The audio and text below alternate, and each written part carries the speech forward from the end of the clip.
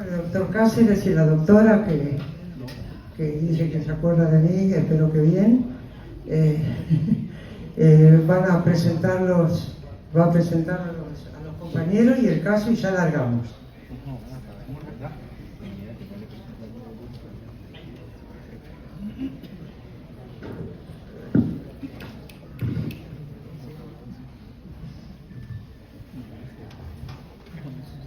Buenas noches, mi nombre es Álvaro Cáceres.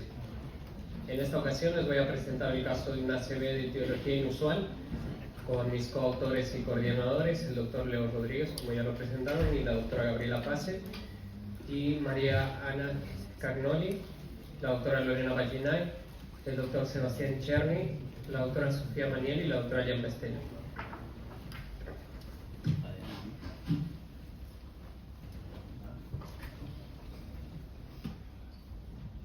Bueno, nosotros somos del Hospital Piñero, del Servicio de Clínica Médica, en sala de internación número 3.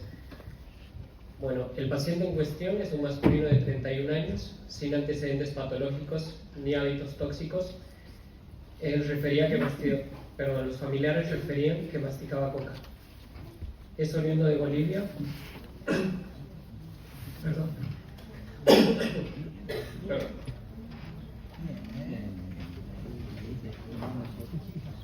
Es oriundo de Bolivia y hace 25 años que reside en Buenos Aires. Su actividad laboral es albañil, está casado, tiene 2 hijos y por lo que refieren los familiares no tiene ningún control médico. Los antecedentes heredofamiliares: la madre chagásica, del padre se desconocen y tiene 2 hermanos aparentemente sanos. El motivo de consulta: el paciente ingresa a guardia externa por presentar en forma aguda, en horas de la mañana, más o menos 6 horas de evolución, una alteración del sensorio con un síndrome confusional agudo hiperactivo, trastornos del lenguaje, una fase de expresión que previamente los familiares describen como una disartria, una debilidad en el hemicuerpo derecho, una paresia severa facio-brachiocrural derecha y un Glasgow 14/15. Continuando con el examen físico, tenía una TA de 160/90, una cardíaca de 60 regular, una respiratoria de 18 a febril y una glucemia capilar de 110. El examen neurológico tenía una difícil evaluación, no aparentaba compromiso de la motilidad ocular extrínseca ni pares bajos, no presentaba clonus, Babinski, los reflejos estaban conservados, no presentaba signos meningios y tampoco signos de hipertensión endocraneal. En el aparato cardiovascular no presentaba falla de bombas, soplos y el pulso estaba regular. El resto del examen físico sin particularidad. La interpretación inicial en guardia externa: un síndrome neurovascular agudo con un IS de 17. Bueno, el paciente evoluciona tórpidamente con un deterioro del sensorio, con un Glasgow 6/15, que más o menos 1 hora de internación aproximadamente. Bueno, se procede a una intubación orotraqueal con asistencia respiratoria mecánica para controlar el área de penumbra y proteger la vía aérea. Bueno, el paciente evoluciona hemodinámicamente estable, por lo que se procede a realizar el primer estudio para, el cuadro en cuestión. Una tomografía de cerebro sin contraste donde se evidencia una hipodensidad temporoparietal izquierda. Bueno, ahí la pueden ver, era un poco extensa. Bueno, pasa a unidad cerrada. Se extuba luego de 3 días sin complicaciones, por lo que pasa a clínica médica. Dentro de este tiempo en UTI se realizó un electrocardiograma donde presentaba un bloqueo completo de rama izquierda. En los laboratorios presentaba drogas en orina positivo para cocaína, enzimas cardíacas negativas, HIV negativo, BDRL negativa, resto de serologías negativas, una radiografía de tórax con un índice cardiotorácico aumentado de tamaño. Bueno, esta era el electrocardiograma. Bueno, el desafío que se nos presentó para nosotros, un paciente joven, sin antecedentes patológicos ni toxicológicos conocidos, ni síntomas de patología vascular, un paciente aparentemente sano, por lo que pudimos recabar hasta ese momento. Bueno, que cursa un ACV isquémico de gran vaso en paciente joven, de etiología desconocida. El plan de estudio que nos planteamos, bueno, seguir por el paciente joven con un ACV, le realizamos un ecocardiograma donde mostraba una miocardiopatía dilatada con disminución severa de la función sistólica con una FEI de 30%, un Holter de 24 horas con un ritmo sinusal, una frecuencia cardíaca de 58 promedio, extrasistolias aisladas en duplas, bigeminas y trigeminias frecuentes y no presentaba una fibrilación auricular. El ecodoppler de vasos de cuello, sin disección carotidia, sin alteraciones en el flujo, placa de ateroma no significativas, menos del 50%. Y bueno, en contexto del paciente con una FEI reducida y un electrocardiograma con un bloqueo de rama izquierda completo no conocido antes o porque no tenía ningún antecedente, se realiza una CCG donde se evidencian arterias coronarias sin lesiones angiográficas significativas. Continuando con los estudios, se realiza un ecocardiograma transesofágico donde bueno, se evidencia la dilatación de cavidades, una función sistólica deteriorada en forma severa con válvulas normales. Se amplía el laboratorio con hormonas tiroideas, función renal hepática normal, no presenta dislipemia, una BCG negativa, PCR negativa, factor reumatoideo y una FAN negativa con complemento normal, buscando alguna causa reumatológica, orina sin anormalidades, un fondo de ojo sin alteraciones y presenta una serología positiva para Chagas. Bueno, el diagnóstico presuntivo para nosotros, después de hacerle todo este esquema de estudios, un ACV isquémico de origen chagásico. Bueno, una actualización y discusión del tema. La enfermedad de Chagas es una infección causada por un... Perdón, ¿alguien tiene alguna duda hasta ahora con el caso? ¿Alguna pregunta?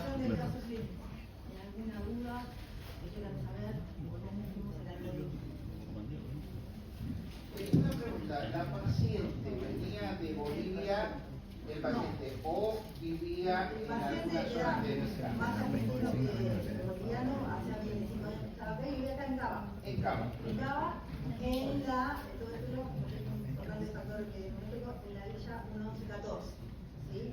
Donde tenemos una determinada población con ciertas características, ¿sí? Gente que no tiene acceso a la salud, gente que no reconoce que está enferma, gente que se llama baboyazo, y llega a esta enfermedad. Antes que Álvaro comience con esta descripción, en realidad el motivo de estar acá no es contar un caso clínico aislado, una serie de paciente joven, cuando todos sabemos cuál es el algoritmo de ACV del paciente joven, sino para hacer una autocrítica nuestra, incluso para pensar en Chagas, ¿sí? Porque nosotros primero apuntamos a todo lo vascular, al compromiso vascular por accidente de placa, o una fe reducida, probablemente químico necrótica, y seguimos el algoritmo diagnóstico de hacer un paciente joven, descartamos las causas inmunológicas, descartamos la infección carotidia, pero seguimos apoyando, porque todos los resultados que veníamos obteniendo no los podíamos unir, en el paciente. Nosotros queríamos encontrar algo para poder tratar. Y hicimos todo lo que pudimos hacer que nos llevó bastante tiempo por el hospital y por los recursos que tenemos. Hicimos interconsulta con neurología, hicimos interconsulta con cardiología, hicimos interconsulta con cirugía cardiovascular. De hecho, se fue a hacer una CCG, un transesofágico, ¿sí? Para buscar causas de ACV en pacientes jóvenes. Y ya llegó un momento que la estábamos pasando mal, esta es la realidad. el paciente no mejoraba y nosotros no estábamos encontrando la etiología de acuerdo a nuestro algoritmo de diagnóstico, y de pronto llega la serología positiva para Chagas.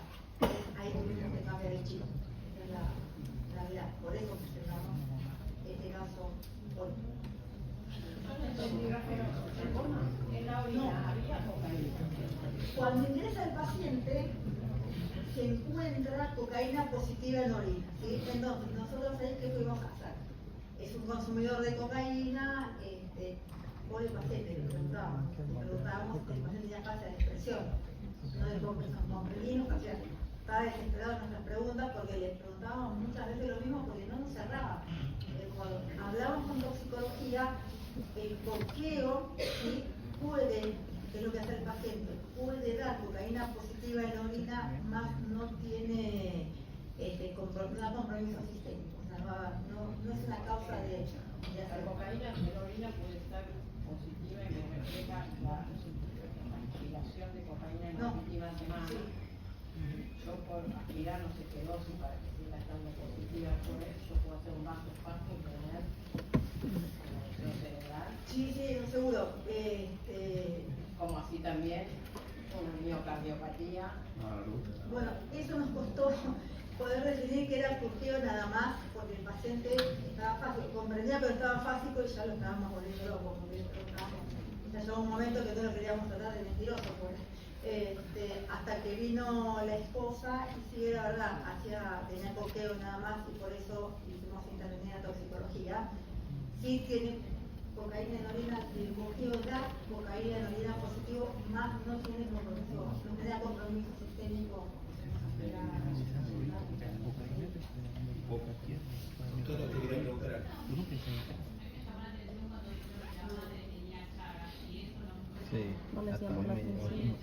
No, porque nosotros, el orientativo, lo que sucede es lo siguiente: en este tipo de pacientes, que estamos muchas veces solos, es muy difícil obtener información, porque o son analfabetos, ¿sí? O tienen muy poco nivel de instrucción, o tienen poca alerta. Todos los antecedentes que nosotros recabábamos es así como estábamos en dulce de leche, sinceramente, porque esa fue la otra. Lo tomamos en cuenta, pero voy a ser sincera, la verdad que lo tomamos en cuenta en el último momento. Lo primero que hicimos es todo otro tipo de plan de estudio en un paciente joven, y bueno, tildando, que tiene serología positiva para Chagas, y ahora, ¿qué hacemos? Ahí empezó el problema. Una pregunta. Dijeron que era de la villa, ¿no? Acá. Sí. El vector, o sea, como para pensar de que el paciente tuvo el contagio por el vector, no es principalmente de esta zona. O sea, Estás si uno piensa... spoileando el final. Ahora para dejamos la duda. No me arruines la Encontrar por allá, presentación. si era fiscal, dejarnos con la duda todavía. Ah, Yo te lo voy a ya. responder, pero en un cachito. Ahí está, Un cachito. ahí está todo. Ahí está todo. Bueno, continuando con la presentación, hablando un poco de Chagas, que es una infección causada por un parásito protozoario llamado Trypanosoma cruzi, que la principal vía de transmisión es la vectorial por el Triatoma infestans o vinchuca, que bueno, también puede ser por transfusión sanguínea o transmisión vertical. Las principales manifestaciones son una miocardiopatía y una enfermedad gastrointestinal, afectando el corazón, esófago y el colon. Bueno, hablando un poco más de miocardiopatía, como es en este caso, es una miocardiopatía dilatada con tendencia a la formación de aneurismas, sobre todo apicales, un gran potencial arritmogénico, siendo frecuentes las arritmias ventriculares, muchas veces asociadas a bradiarritmias de origen sinusal y o auriculoventriculares. Una elevada frecuencia de fenómenos tromboembólicos del 10 aproximadamente al 30%. Perdón, en respuesta al doc que hizo la pregunta, sí nos costó, él vivía en la villa 1114, esta es la realidad, hace muchos años que estaba en Argentina y había dos posibilidades, básicamente, que fuera o de transmisión vertical, ¿sí? Que podía ser porque para llegar a la miocardiopatía y la tacha gástrica tiene que pasar tiempo, ¿sí? O que se hubiera contagiado de niño en Bolivia. Dificultamos que esa mamá que estaba en el medio del campo, en el medio de la nada, se hiciera controles de embarazo, ¿sí? Entonces no se pudo pesquisar, por lo que entendemos nosotros que no se pudo pesquisar en Chagas de la mamá. Si estaba con parasitosis, iba a contagiar al hijo. Eso no lo sabemos, pero sí lo interpretamos, lo pusimos como una de las causas. O se contagió en la niñez, se puede contagiar acá también, pero no es lo más endémico, o se contagió en la niñez, o es una transmisión vertical. Esas fueron las dos posibilidades de las que no tuvimos respuesta, porque no teníamos información de eso y no la pudimos obtener. Bueno, y una parte importante que sería el tratamiento, me gustó remarcar eso, el tratamiento de una insuficiencia cardíaca con fe reducida, en este caso no isquémica, que es un antagonista del sistema renina-angiotensina-aldosterona o de preferencia un ARNI.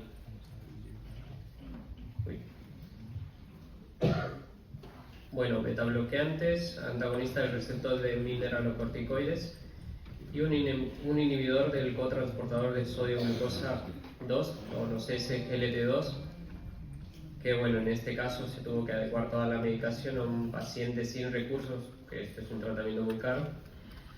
Bueno, en resumen, el paciente con enfermedad chagásica evoluciona con una cardiopatía dilatada, que esto le genera el ACV isquémico cardioembólico.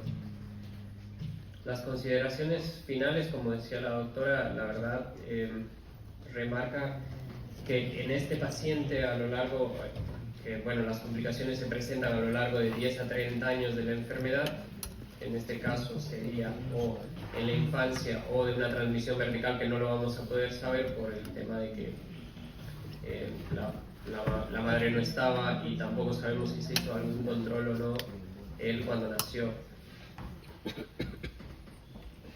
Bueno, tener en cuenta dicha enfermedad en pacientes jóvenes con cuadros neurovasculares agudos asociados a la miocardiopatía.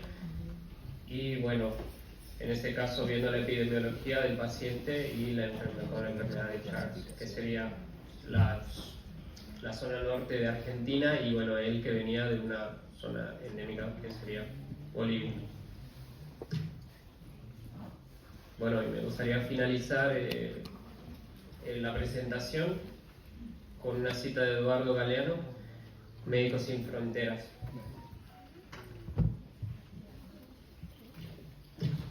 Bueno, les dejo la bibliografía y no sé si tienen alguna pregunta más.